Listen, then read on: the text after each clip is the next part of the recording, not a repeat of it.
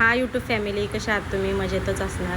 तर म्हटलं थोडंसं तुमच्यासोबत डेली रूटीन शेअर करावं. टाईम भेटत नाही, त्याच्यामुळे थोडासा प्रॉब्लेम होतो. तर मी सकाळी उठले, नाश्ता वगैरे झाला होता. माझे मिस्टर गेले होते रिक्षावर. मग त्याच्यानंतर थोडा पसारा पडला होता.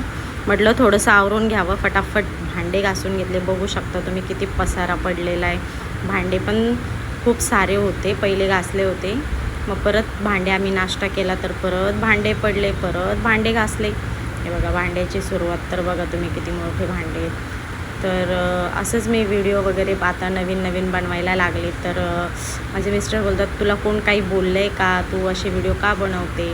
तर म्हटलं हो, असं थोडंफार झालं आहे इकडचं तिकडलं, तर म्हणून मी असे व्हिडिओ बनवते. तर ते बोलले बिंदास बनव, जिथे तू चुकत नाही तिथे बोलायला कधीच घाबरायचं नाही.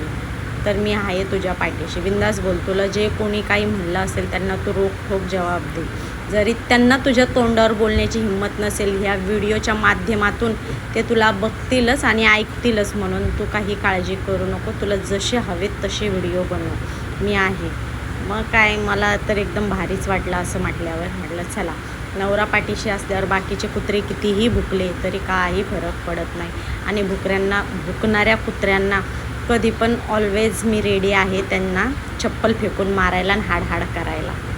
चला तर जाऊ द्या, असे काही लोक असतात आपल्या नशिबात, काय करणार. त्याच्याशिवाय माणूस पुढे जात नाही.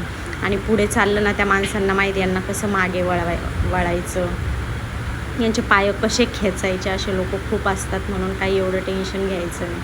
नवरा चांगला आहे. मुलीसंगी मी माझ्या गप्पा करत होते.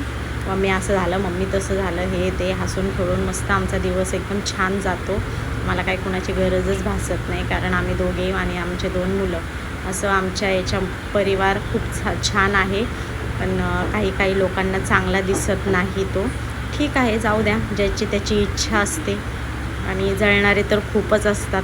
जळणारे पण पाहिजे आपल्या अवतीभोवती पण. आणि अवतीभोवती तर नाही म्हणू शकत, पण घरातलेच मेन इतके जळणारे आहेत ना, तर मला हसायला येते. नशीब मी कुठे का, माझा नवरा गव्हर्मेंट जॉबला नाही आहे, आमच्याकडे खूप सारा पैसा नाही आहे, आम्ही गरीबच आहे. पण आमच्या हिशोबाने आम्ही एकदम भारी आहे. आम्हाला कधीच कुठल्या गोष्टीची देवाच्या कृपेने कमी भासत नाही.